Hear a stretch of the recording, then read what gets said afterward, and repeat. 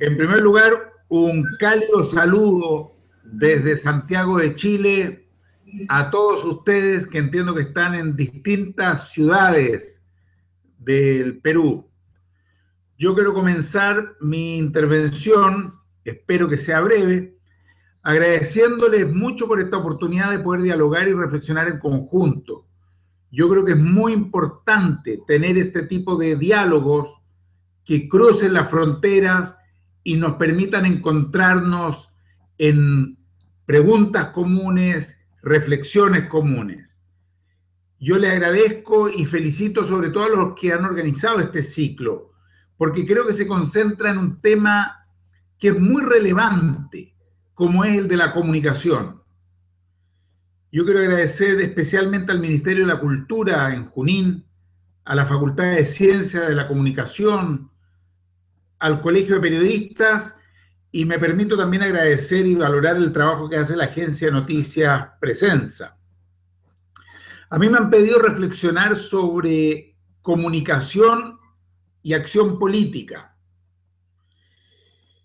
Me pusieron un desafío bastante difícil, lo que me propusieron, porque esas dos palabras, comunicación y acción política, la verdad es que hoy día en realidad están totalmente contrapuestas.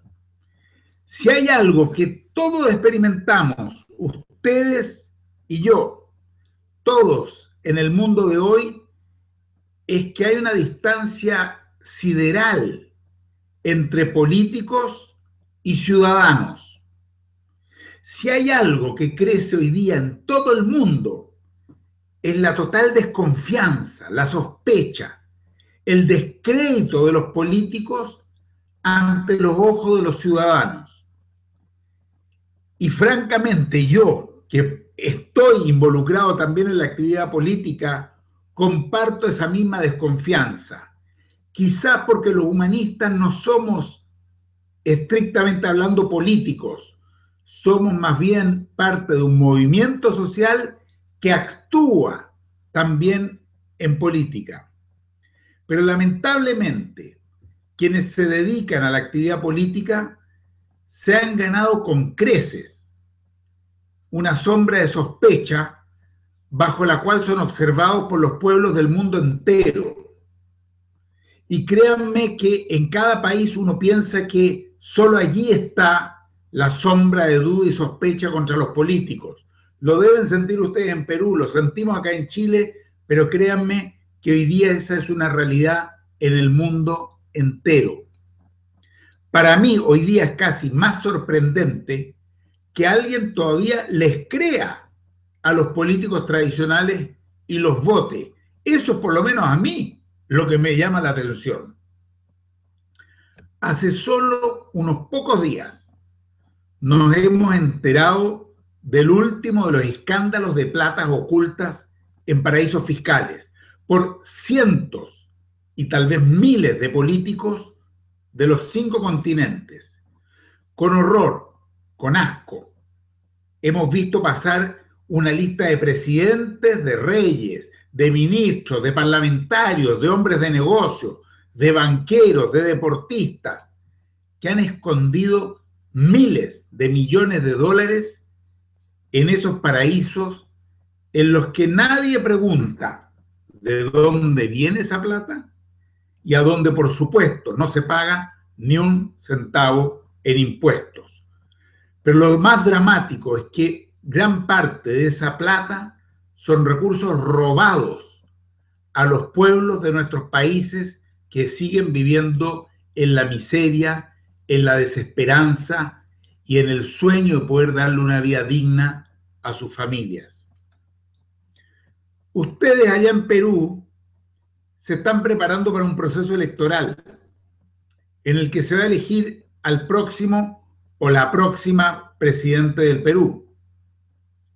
Acá en Chile, nosotros nos enteramos del financiamiento ilegal de casi el 100% de las campañas de los candidatos de las últimas elecciones, tanto a parlamentarios como a presidentes. Va quedando en evidencia lo que los humanistas venimos denunciando desde hace años, que los políticos tradicionales no son más que servidores de los grandes poderes económicos. Y lo decimos así de claro, con todas sus letras. Los políticos tradicionales no son más que empleados de estos grandes grupos económicos, de las grandes multinacionales. Los políticos han traicionado la base misma de la democracia, que es representar a aquellos que los han elegido. Hoy día vivimos en el mundo entero bajo la tiranía del dinero. Y en esa tiranía manda justamente el dinero. Son los grandes empresarios, el sistema financiero, las multinacionales, las que definen las leyes de nuestros países, las que deciden lo que se hará o lo que se dejará de hacer. Son esos mismos poderes gigantescos los que presionan por tratados de libre comercio que los benefician a ellos mismos. Y ahora último, son ellos los que han impuesto la firma del nefasto TPP, el Tratado Transpacífico, que se ha redactado y firmado a espaldas de las poblaciones en secreto, pero que han participado en la redacción justamente los representantes de los grandes poderes económicos multinacionales. Y me extiendo en estas reflexiones para mostrarles que hoy día no hay nada más alejado, nada más en la antípoda que los políticos y la comunicación verdadera con la ciudadanía. Por eso les digo que me ponen un problema grande y serio cuando me piden que yo una estas dos palabras y hable de comunicación y acción política, cuando lo que sucede hoy día es que están totalmente en posiciones opuestas. Está más que clara la distancia de los políticos con la gente, con nosotros. Pero lo que hoy sienten los pueblos va mucho más allá de eso. La antigua solidaridad, heredera de lo que en algún momento se llamó fraternidad, ha terminado por perder todo significado. Los compañeros de trabajo, de estudio, de deporte y las amistades de otra época toman el carácter de competidores. Los miembros de la pareja incluso luchan por el dominio, calculando desde el comienzo de esa relación cómo hacer la cuota de beneficio al mantenerse unidos o cómo será la cuota al separarse. Y esto que digo suena terrible, pero nunca antes el mundo estuvo tan comunicado. Tenemos WhatsApp, Twitter, Facebook, todas las formas de comunicación que queremos. Sin embargo, los individuos padecen hoy cada día más una angustiosa incomunicación. Nunca los centros urbanos estuvieron más poblados que hoy. Sin embargo, la gente habla de soledad. Nunca las personas necesitaron más que ahora del calor humano. Sin embargo, cualquier acercamiento convierte en sospechosa a la amabilidad y a la ayuda. Pareciera entonces que no es posible desarrollar el tema que me he propuesto. Sin embargo, creo que hay algunas cuestiones que de todas maneras podemos desarrollar. Así que no pierdan la esperanza. ¿Qué es comunicación? ¿Qué es comunicación? La Real Academia de la Lengua nos dice que para entender qué es la comunicación es preciso considerar la etimología de la palabra, es decir, de dónde viene. Pues bien, la palabra comunicación proviene del latín comunicare, que quiere decir común, pero también quiere decir compartir. Entonces, de acuerdo con el significado anterior, es preciso destacar a la comunicación humana a la comunicación humana, que se manifiesta cuando el receptor y el emisor por diversos modos se relacionan intercambiando información. Intercambiando información. De acuerdo a esta definición, la comunicación, a ver si me siguen, supone una paridad, una posición y una relación de igual a igual entre dos o más personas. La comunicación significa que compartimos y podemos compartir solo cuando tú y yo nos ubicamos en un mismo plano, cuando no hay una relación de superioridad, de autoridad, de verticalidad entre el uno y el otro. He ahí entonces la primera condición para hablar de comunicación. Igualdad, paridad, reconocernos iguales, reconocernos pares, reconocer que compartimos sueños y esperanzas, temores y fracasos. Experimentar que somos muy diferentes, porque cada uno de nosotros es un ser humano único, pero que somos iguales, porque ninguno está por sobre el otro. Ahí radica uno de los principios fundamentales del humanismo, este principio de la paridad, de la igualdad, de la comunicación, expresada como ningún ser humano por encima del otro. Ningún ser humano por sobre otro. Y ese principio está a la base de la comunicación, de la verdadera comunicación. Cuando hay promesas que uno sabe que no se van a cumplir, cuando hay discursos carentes de todo contenido, cuando se recorren ciudades y pueblos sin siquiera escuchar a quienes ahí viven y a los que ahí trabajan, cuando se repiten consignas vacías, porque así lo recomendó un estudio de marketing, entonces, queridos amigos y amigas, hay palabras, hay sonidos, hay ruido, pero no hay comunicación. Y eso, lamentablemente, es lo que sucede hoy en día. Hoy día la acción política está mucho más cerca de esto último, de palabras vacías, de sonidos, de ruidos, que del verdadero afán de producir transformaciones que ayuden a superar el dolor y el sufrimiento. Y justamente ahí radica para mí la razón fundamental del quehacer político.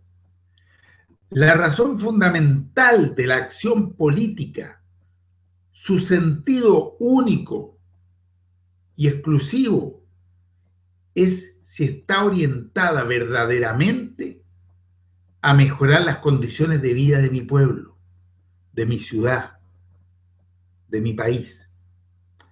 Al menos para el humanismo, ese es el sentido único de actuar en política. Ese es el sentido de actuar en política. Contribuir a superar el dolor y el sufrimiento.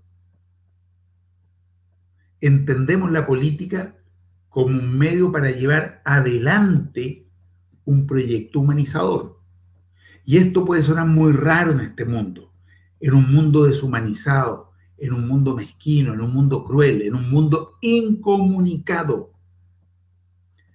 Para nosotros esa acción política debe ser el reflejo, la expresión de anhelos muy profundos que nos unen, que nos vinculan, porque coincidimos en nuestras esperanzas, en nuestros dolores y también en nuestras alegrías y en nuestras frustraciones.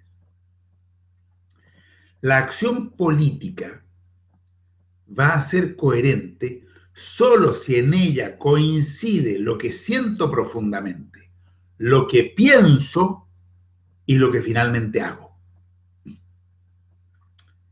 esa acción política va a ser válida, solo si sus efectos terminan en otros y no en mí. Y esa acción política va a tener sentido solo si contribuye a la humanización. Esa acción tendrá futuro solo si se impulsa en dirección a la construcción de una nación humana.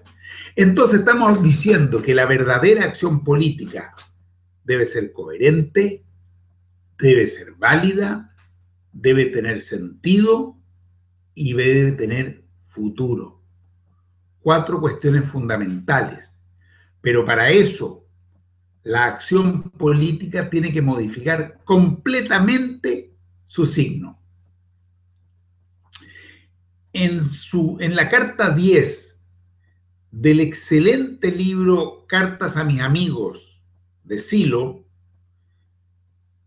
este autor argentino plantea lo siguiente, y abro comillas, dice: de nada valdrá a futuro el presidente, el primer ministro, el senador o el diputado si no existe una construcción de base con gran cohesión organizativa, capaz de movilizarse y vincularse con otras organizaciones, capaz de levantar la voz y hacer sentir su fuerza no violenta. Los partidos políticos, los gremios y sindicatos se han ido alejando sistemáticamente de sus bases humanas.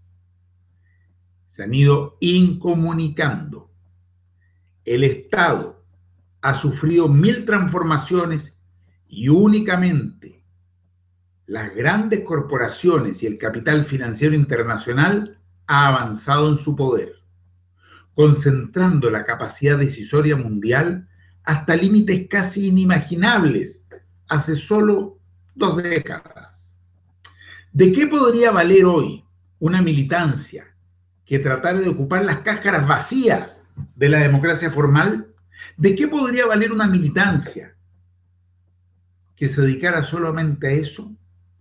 Decididamente, la acción debe plantearse en el medio mínimo inmediato y únicamente desde allí, en base al conflicto concreto, debe construirse la representatividad real. Pero los problemas existenciales de la base social no se expresan exclusivamente como dificultades económicas y políticas.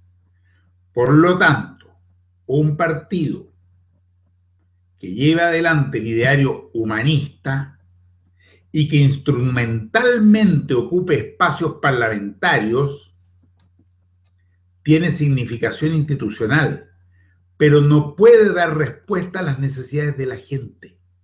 El nuevo poder se construirá desde la base social como movimiento amplio, descentralizado y federativo. La pregunta que hoy día debe hacerse todo militante no es quién va a ser primer ministro o quién va a ser presidente. La pregunta que todo militante debe hacerse es cómo formaremos nuestros centros de comunicación directa, nuestras redes de consejos vecinales, cómo daremos participación a todas las organizaciones mínimas de base en las que se expresa el trabajo, el deporte, el arte, la cultura, la religiosidad popular.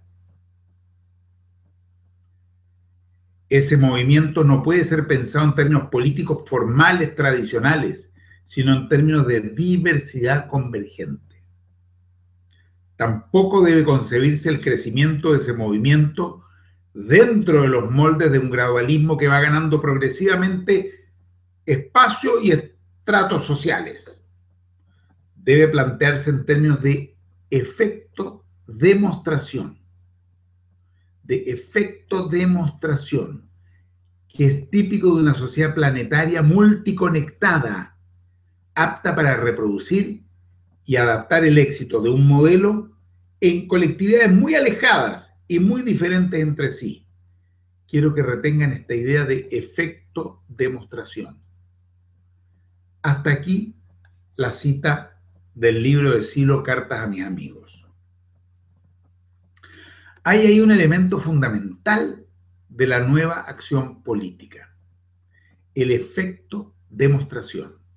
Tan importante me parece el efecto demostración y tanto tiene que ver con la verdadera comunicación de la acción política, que quiero compartir con usted la definición que se da en el diccionario del Nuevo Humanismo, a este concepto que me parece central en la nueva forma de acción política. Dice este diccionario: se usa en el Nuevo Humanismo a la palabra efecto demostración para señalar un acontecimiento social capaz de actuar ejemplarmente en puntos contiguos o aún muy alejados.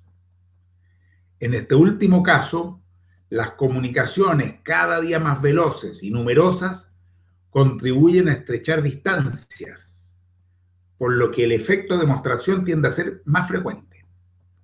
Por otra parte, la similitud de situaciones estructurales en un sistema que se mundializa hace que el efecto de demostración se importe y se exporte con mucha mayor facilidad. La importancia de este fenómeno radica en que muestra la posibilidad de incorporación de un acontecimiento en ámbitos más amplios que aquellos en los que tuvo su origen. Por ejemplo, se lleva a cabo una experiencia de democracia real, de participación social, de organización en la base social, en un pequeño municipio lejano de Perú, de Bolivia o de Brasil, pero tiene un resultado tan interesante que actúa como efecto demostración para ser replicado posteriormente incluso en grandes ciudades y capitales del mundo entero.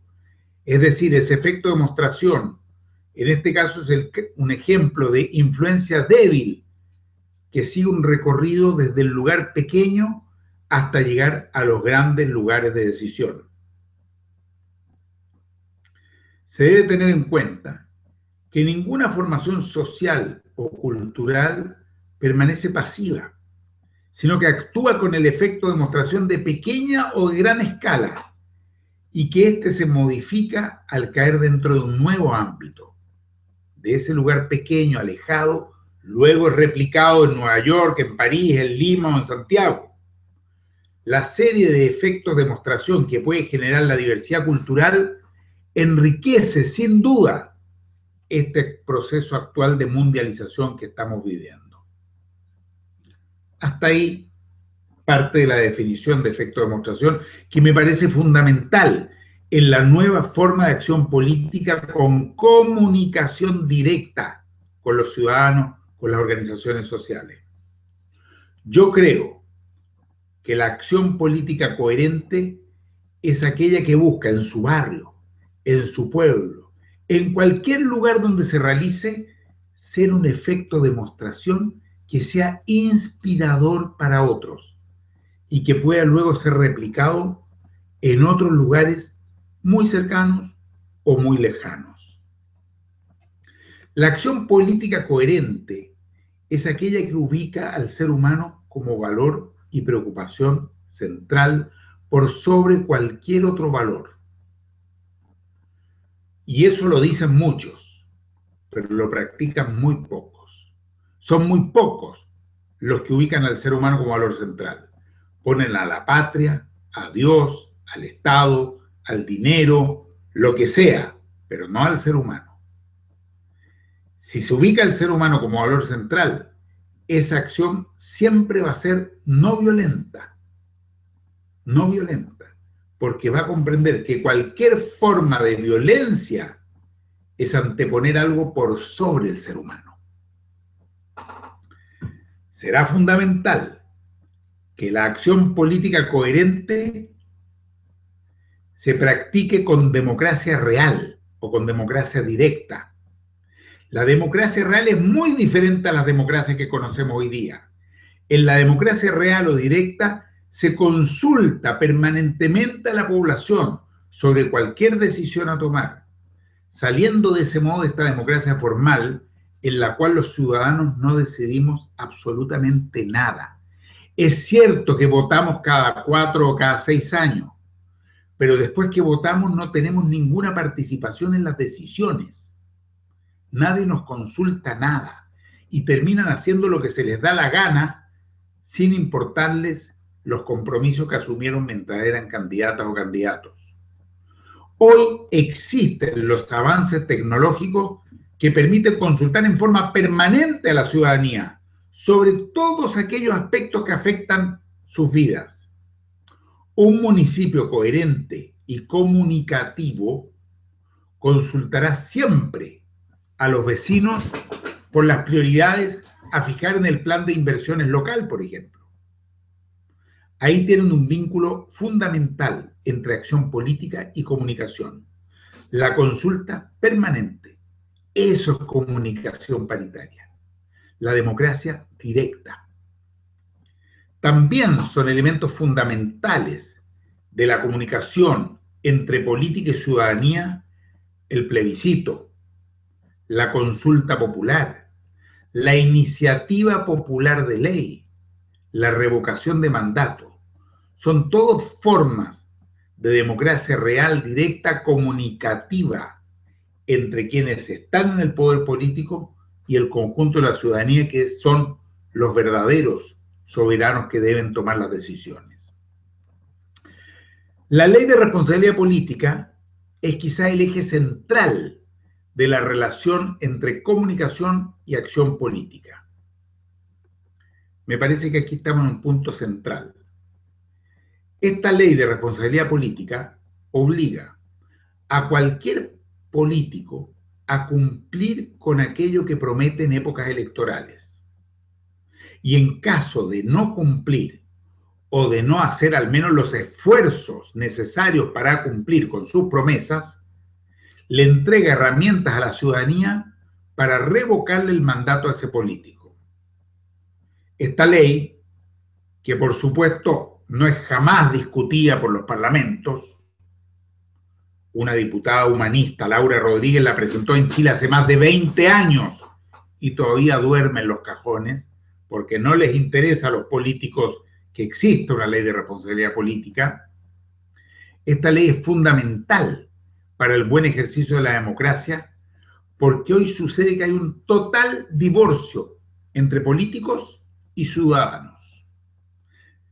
Cuando se es candidato se promete una cosa. Los electores le creen y lo apoyan votando por él. Y una vez que es electo, hacen exactamente lo contrario, beneficiando a los poderosos y no a quienes lo eligieron.